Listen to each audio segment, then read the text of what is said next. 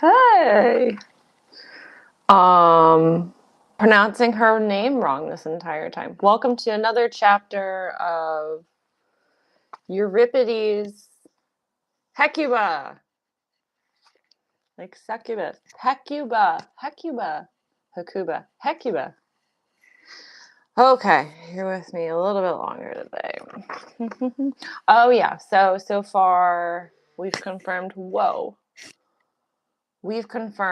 that Polixena has had her throat slit in front of the whole army.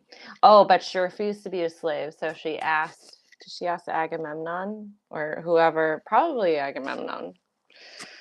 But she was like, I'm not gonna die a slave, so just slit my throat and check out my tits. Yeah, I don't know. They always have to throw in something sensual, the boys. There's gotta be boobies. I'm not opposed to boobies, but I feel like men use boobies differently than women use boobies. Like, we just want to not have to wear a bra and be sexualized all the time. And men are consistently turned on by these sandbags attached to our chest that are meant for weaning children into the world. Okay, enter the servant from the seashore with two attendants. Enter the servant from the seashore with two attendants carrying a covered body. Servant. Woman, where is Hecuba, the wretched? No man or woman born surpasses her. In sorrow she has clearly won the prize. Chorus. What more bad news? Your poor tongue shrieks ill tidings. These grim announcements never take a rest. Servant. I bring this painful news for Hecuba. Good tidings are not always possible. Enter Hecuba from the tent. Chorus. Look, she's here, emerging from her home, exactly when she is needed to hear your word. Exactly when she's needed to hear your words. Poor woman, enduring more than I can say. This is from the servant. You exist no longer, though you see the daylight. You have no city, no husband, no child. You're crushed. It's really nice of him. Sorry, I'm slitting my throat. I'm like, it's spring, so spring has sprung. And it's affecting all of my orifices. Hecuba. Right? Hecuba. You've told me nothing new. Don't throw these words in my face. I know already. Tell me now. Why are you bringing me Polixena's body? I heard that every Achaean hand was busy with her burial. Servant. She doesn't know. She hasn't grasped this new pain. She laments Polixena. Hecuba. Oh, poor me. Don't tell me it's Cassandra you're carrying, the prophet, the Bacchante. I don't know what that means. But I'm pretty sure Cassandra's her other daughter. So she's just like, oh, another one bites the dust. Another child dies. Servant. She lives here. Don't wail for her sake. Save your groans for him. This is the one who died. Look now. The attendants uncover Polydorus' corpse. Are you stunned? Is this beyond belief? Hecuba. Alas, I see Polydorus. He's dead, my child. The one the Thracian was keeping safe at home. I am destroyed. Ah, I exist no longer. In the following exchange, Hecuba, for the most part, sings, and the chorus and servants speak. I'm not going to sing. Oh, child, oh, my child, now is the time for wailing, crying the Bacchic measure. Just now I have realized these evils, this vengeful curse. Chorus, you understand the ruin your child has come to? Hecuba, this latest shock, it's unbelievable. One sorrow stalks the next, never will I be free of my groans, my tears. Chorus, our suffering is terrible, poor woman. Hecuba, oh child, oh my child, how did you die? What doom took you from your poor mother? What fate laid you low? Whose hand dealt the blow? Servant, I do not know. I found him on the seashore. Convenient. Hecuba. Was he cast up there by the waves, or was it a bloody spear that felled him on the spot? There on the glassy sand? Servant. A sea wave carried him and cast him forth. Hecuba.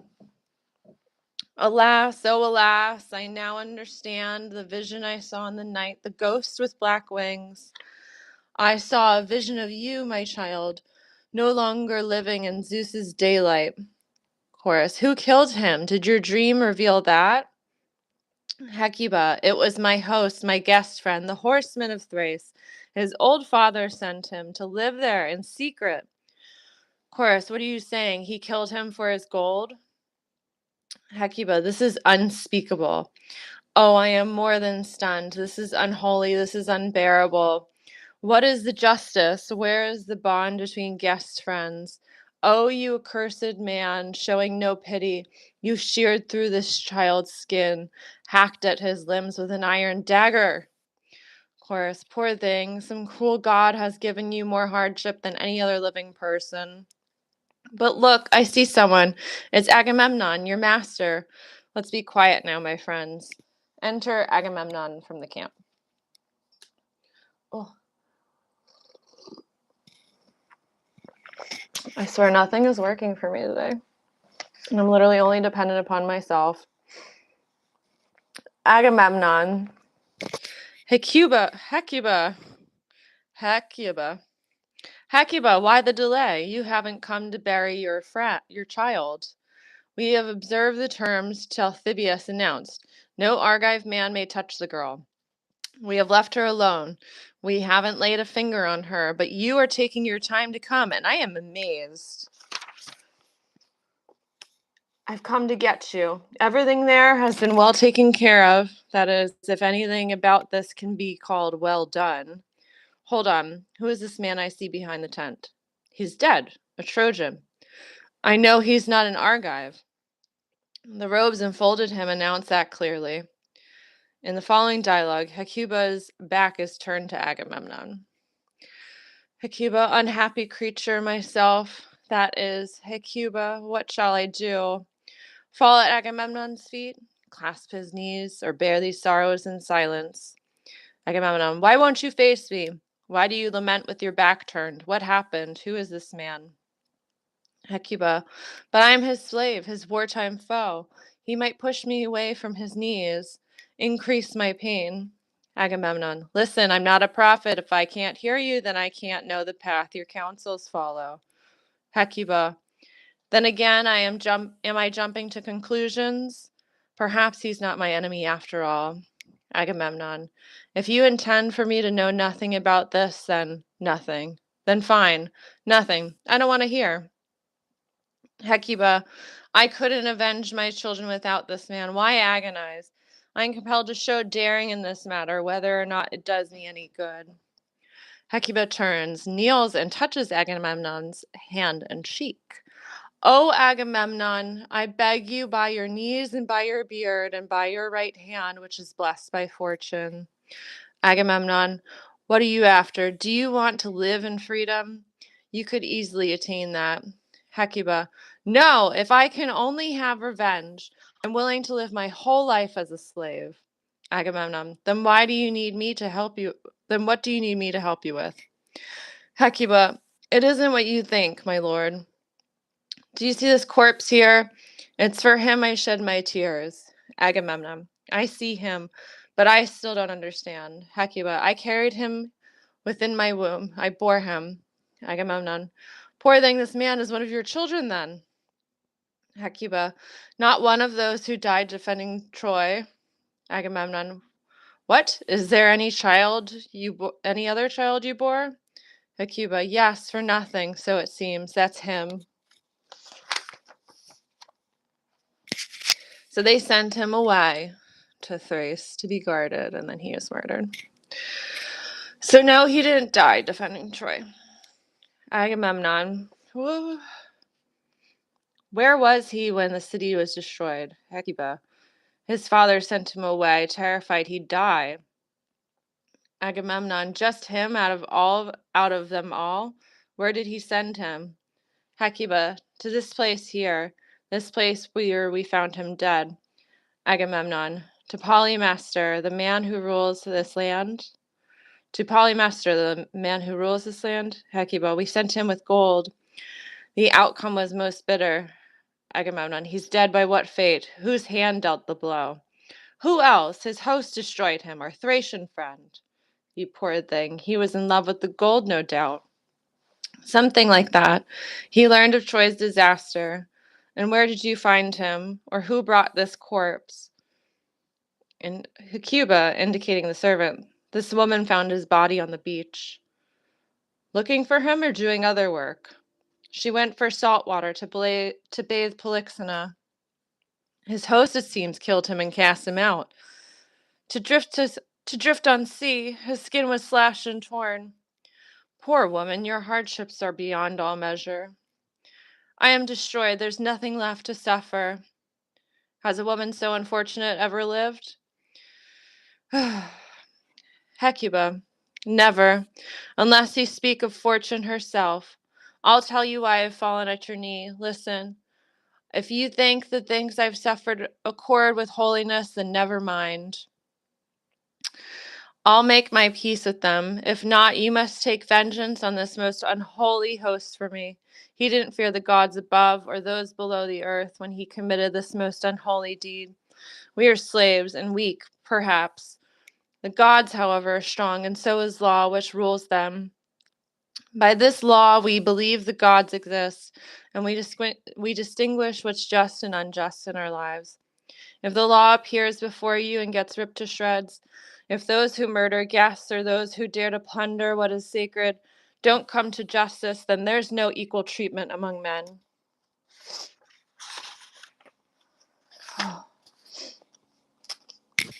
You must condemn these things, show reverence and pity me.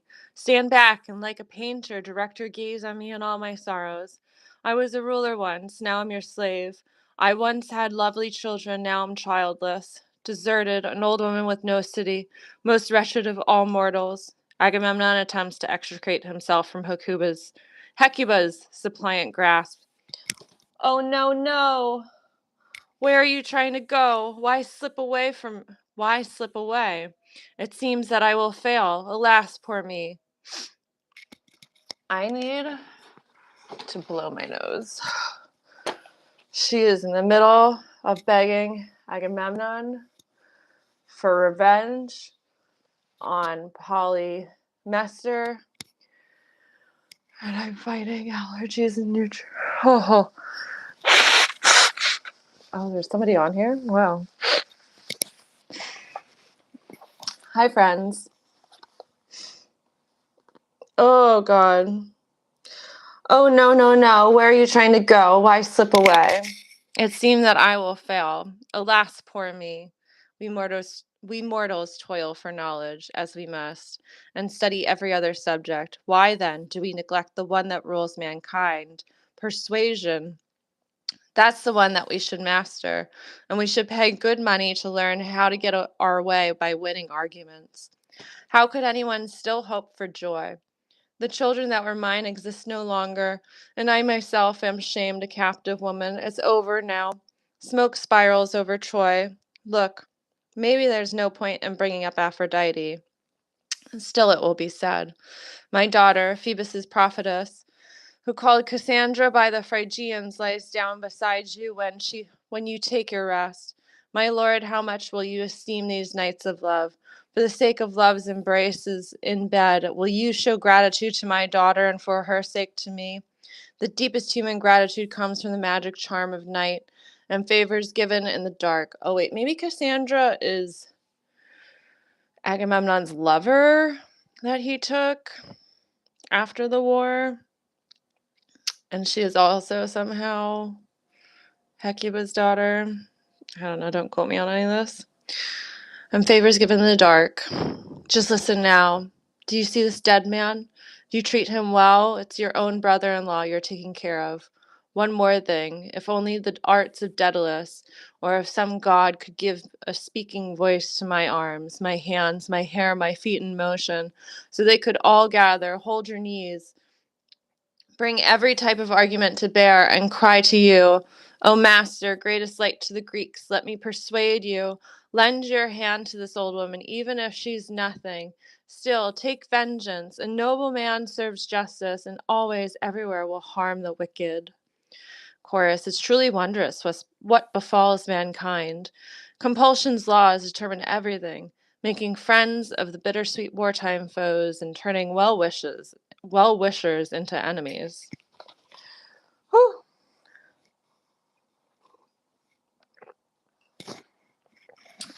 Agamemnon, his retort to this persuasive argument.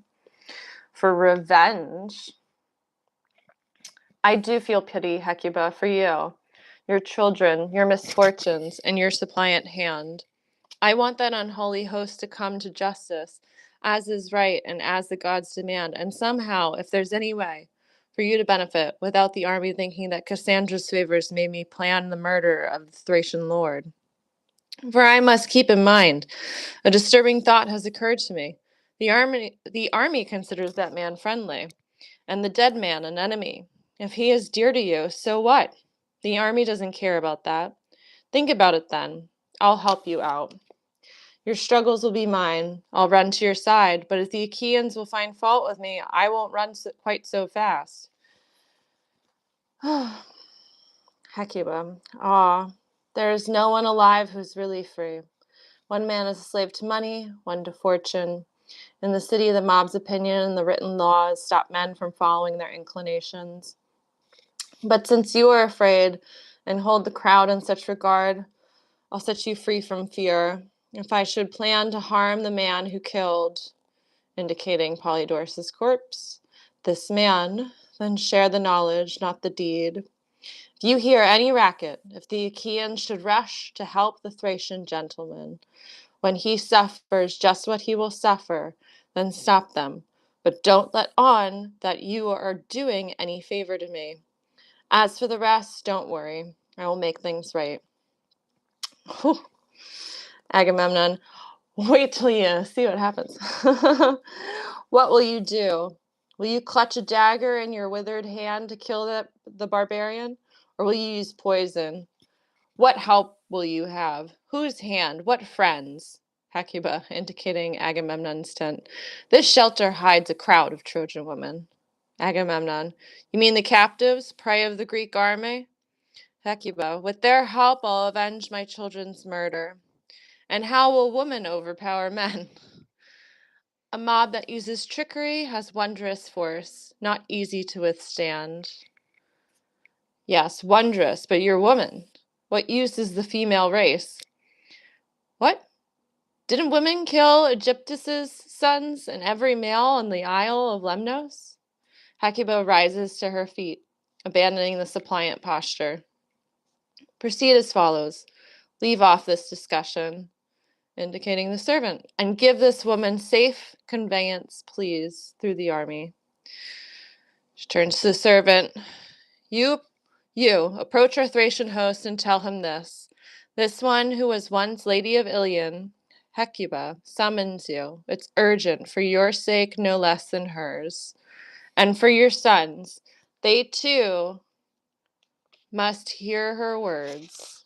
I ask you, Agamemnon, to delay the burial of Polyxena, freshly slaughtered. These two, side by side, shall be consumed by a single flame, double heartbreak for their mother, then covered up with earth, sister and brother. Agamemnon, so be it. If the army had the chance to sail now, I could never grant this favor. But as it is, some god withholds the winds, and we're compelled to wait at rest and watch for sailing weather. May this turn out well somehow. One thing that everyone agrees on and cares about, each person and each city, is that the bad should suffer, the decent prosper. Exeunt. I'm out of breath and I'm out of time. So Hecuba is going to take matters into her own hands now that Agamemnon has stated the distinct and omnipotent powers of the army, and how they can vote your daughter dead, and they can also vote the guy who you need to get revenge for you as a traitor because he's killing your army's friend for his lover's mother. It's really complicated. This is the greatest soap operas of our time. All right, good night.